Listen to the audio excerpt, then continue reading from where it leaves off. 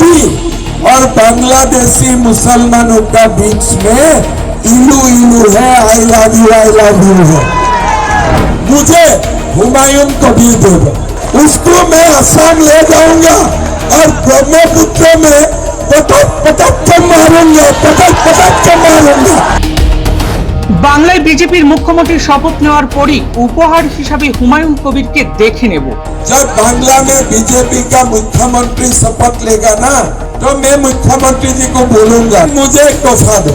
वो तो पूछेगा क्या तोहफा चाहिए हेमंत दादा, मुझे हुमायूं कबीर दे दो, उसको मैं असम ले जाऊंगा और ब्रह्मपुत्र में पटक पटक के मारूंगा, पटक पटक के मारूंगा।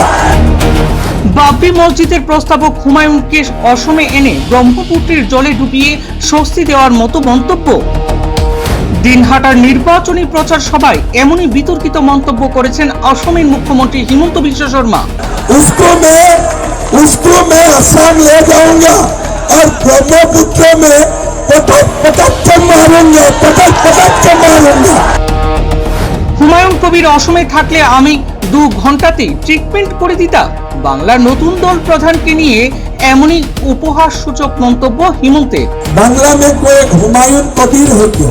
ये क्या बोले थे कि हम यहाँ में बाबरी मस्जिद बनाऊंगा, ऐसे बोले थे ना?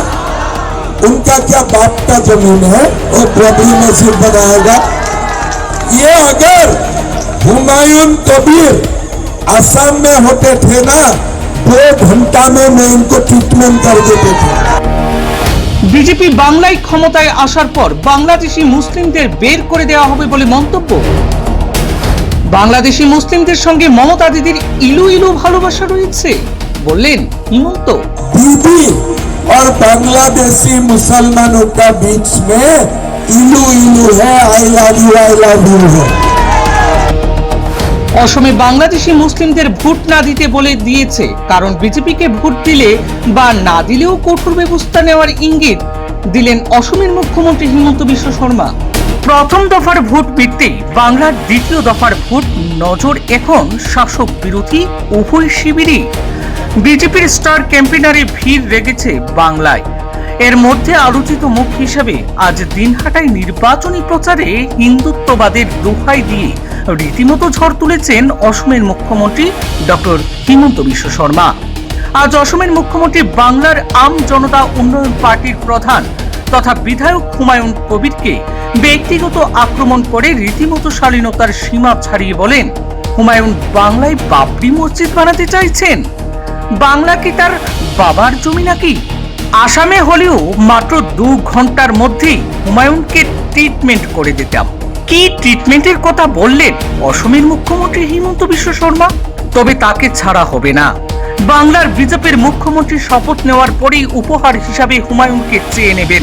তাকে অসমে এনে ব্রহ্মপুত্রে ডুবিয়ে ডুবিয়ে ট্রিটমেন্ট দেওয়া হবে বলে বিতর্কিত মন্তব্য করলেন অসমের মুখ্যমন্ত্রী হিমন্ত বিশ্ব শর্মা। जब बांग्ला में बीजेपी का मुख्यमंत्री शपथ लेगा ना, तो मैं मुख्यमंत्री जी को बोलूंगा देखो मैं तो असम का है, मेरा कुछ लेना नहीं है बांग्ला से, खाली यहाँ आने से थोड़ा प्यार मोहब्बत करो, लेकिन मुझे एक तोहफा दो। वो तो पूछेगा क्या तोहफा चाहिए हेमंत दादा, मुझे हुमायूं कबीर दे दो, उसको मैं असम ले जाऊंगा और ब्रह्मपुत्र में पटक पटक के मारूंगा, पटक पटक के मारूंगा। বাংলাদেশি মুসলিমরা মমতা ব্যানার্জির ভোট ব্যাংক। বাংলাদেশি মুসলিম ভোটারদের সঙ্গে নাকি বাংলার মুখ্যমন্ত্রীর ইলু ইলু বা ভালোবাসার সম্পর্ক রয়েছে। বিজেপি ক্ষমতায় আসার পর ওদের লাথি মেরে বের করে দেবে, ঠিক এমনটাই যেন মন্তব্য অসমের মুখ্যমন্ত্রী হিমন্ত বিশ্ব শর্মার, যার ভাষ্য রয়েছে দর্শক বন্ধুরা আমাদের সামনে। একবার শুনে নিন কি বলল মুসলিমদের বিরুদ্ধে হিমন্ত বিশ্ব শর্মা। भाई और बहनों, ये जो ममता दीदी ने 15 साल सरकार चलाया ना, ये बांग्लादेशी मुसलमान लोगों का ताकत से चलाया। आज बांग्ला का बॉर्डर खाली है, बांग्लादेशी मुसलमान आते रहते हैं।